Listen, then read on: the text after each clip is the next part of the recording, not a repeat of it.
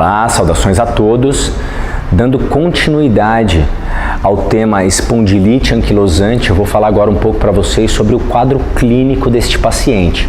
Então, os indivíduos com diagnóstico de espondilite anquilosante, eles têm em comum um quadro de queixa de dor e rigidez. Então, dor na região lombar, dor na região do esqueleto axial, ou seja, da coluna vertebral, com um quadro de rigidez, principalmente pela manhã ao acordar ou durante o dia após repouso em determinada postura. Então, aquele paciente que fica sentado por um longo período em determinada postura, quando ele vai se levantar, ele vai se movimentar, ele sente mais dor nesse momento. Porém, essa dor geralmente com um movimento, com um exercício prescrito de forma adequada, um movimento de baixa carga, esse paciente costuma ter benefício e melhora dos seus sintomas, tá? Esse paciente, então, ele costuma apresentar um quadro de lombalgia, ou seja, um quadro já de história de dor lombar crônica de longa data, aí acima de 3 meses, 5 meses. Esses pacientes, eles apresentam uma limitação da expansibilidade da caixa torácica, porque esse paciente, como eu disse nos vídeos anteriores, ele tem uma ossificação tanto das articulações como de tecidos periarticulares, ou seja, tecidos que circundam a articulação, tecidos moles.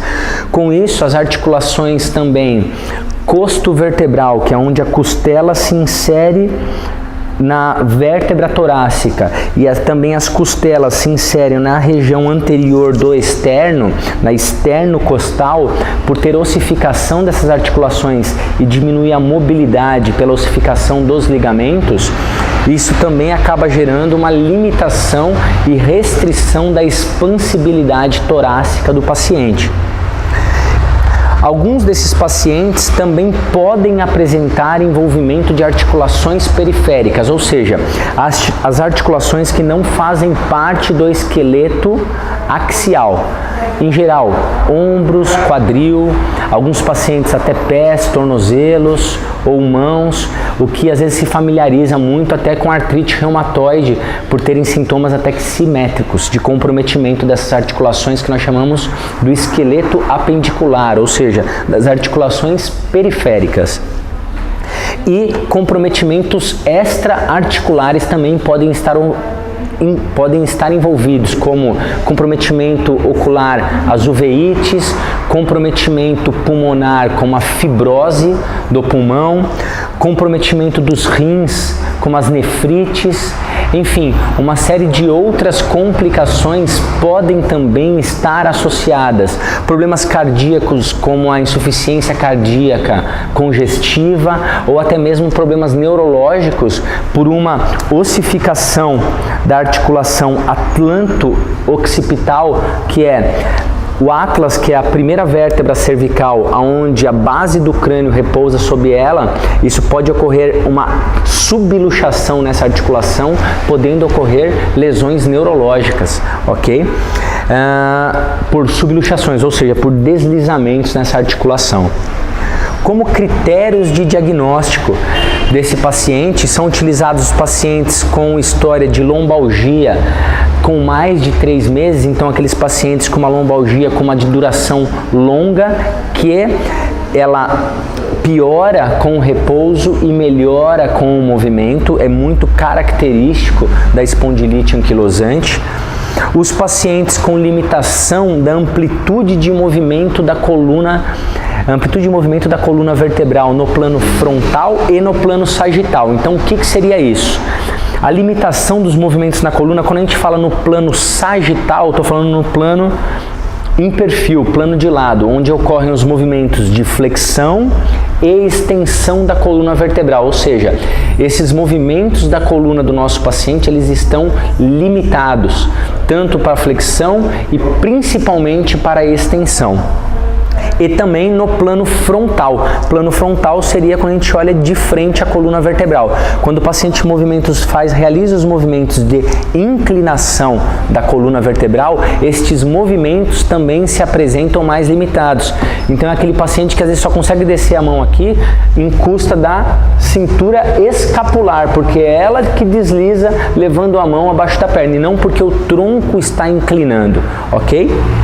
Esses pacientes, como eu disse lá no quadro clínico, eles têm uma diminuição da expansibilidade da caixa torácica, o que começa a levar a uma restrição do pulmão para os movimentos respiratórios.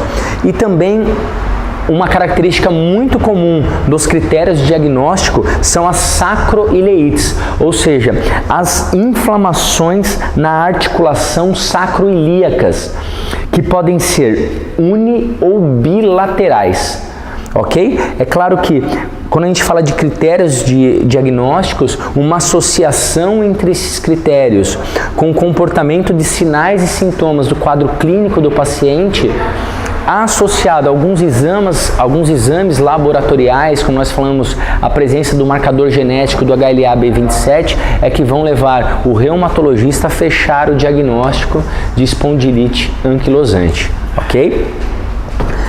E na avaliação para nós fisioterapeutas, o que nós devemos levar muito em conta é esse paciente, como que ele se apresenta para a gente, como que ele está chegando para a gente, as condições com que ele caminha para chegar até nós, se ele já usa algum dispositivo auxiliar para a marcha, se não usa, a postura desse paciente, ou seja, desde o momento que ele entra no nosso consultório, na nossa clínica. Durante a história desse paciente, é muito importante a gente perguntar para ele sobre história familiar, se algum parente, alguém da família também apresenta a doença, a espondilite anquilosante, a queixa principal do paciente. Como eu falo, é muito importante tudo que nós conseguimos mensurar como fisioterapeutas. Então, os sinais, os sintomas são importantes, mas e a queixa do nosso paciente? Eu me lembro na época de faculdade ainda, onde eu ainda estava num período atendendo, fazendo minha época de estágio, e um dos pacientes que eu atendi, ele tinha espondilite anquilosante. E no dia que ele chegou para eu, durante o tratamento e na data da avaliação, ele falou para mim que uma das coisas que ele mais sentia falta é conseguir abraçar a esposa dele e dar um beijo na esposa dele. Por quê? Porque ele já estava assumindo aquela postura que eu falei para vocês anteriormente, aquela postura do esquiador. Então ele tinha dificuldade de endireitar o tronco para poder beijá-la. Então, algo que pra gente no nosso dia a dia, a gente nunca vai imaginar, né? Mas quem passa pelo problema vai percebendo as dificuldades do que era muito comum anteriormente, o que hoje não consegue mais fazer. Então é muito importante colher com o paciente a queixa principal dele, ou seja, as queixas, o que mais vem incomodando ele no dia a dia, tá? Então, a inspeção desse paciente, então uma avaliação postural minuciosa, tanto no plano frontal, quanto no plano sagital, quanto no plano transversal também, é muito importante para a gente colher dados com esse paciente tridimensionais da postura dele, para nós trabalharmos futuramente com objetivos e condutas que respondam às necessidades desse paciente, ok?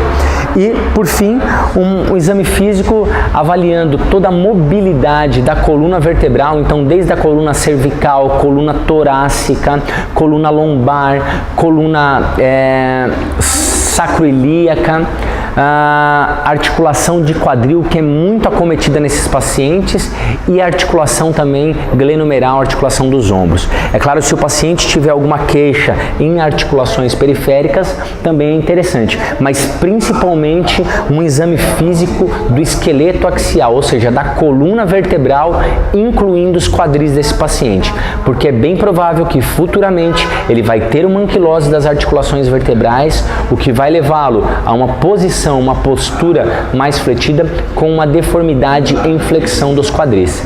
E por fim, uma avaliação também da mobilidade, da expansibilidade da coluna torácica, ou seja, da caixa torácica do nosso paciente. Porque com o passar do tempo ele começa a ter cada vez mais restrições dessa articulação, o que vai limitando a expansibilidade, ou seja, a incursão respiratória desse paciente, ok? Enfim, espero ter elucidado um pouco mais para vocês sobre o quadro clínico desses pacientes, os critérios que são tomados como diagnósticos para efetivamente determinar se é ou não uma espondilite anquilosante, assim como a avaliação do fisioterapeuta para se determinar os objetivos e a conduta que irá se estabelecer. Eu deixo aqui a todos um grande abraço. Para quem não é inscrito, inscreva-se no meu canal, deixe os seus comentários, compartilhe com seus colegas o assunto, o tema. Para quem ainda não tocou o sininho, toca o sininho aqui embaixo. Toda vez que a gente postar algum tema novo, você será notificado das nossas postagens. Um grande abraço e a gente se vê em breve. Até mais.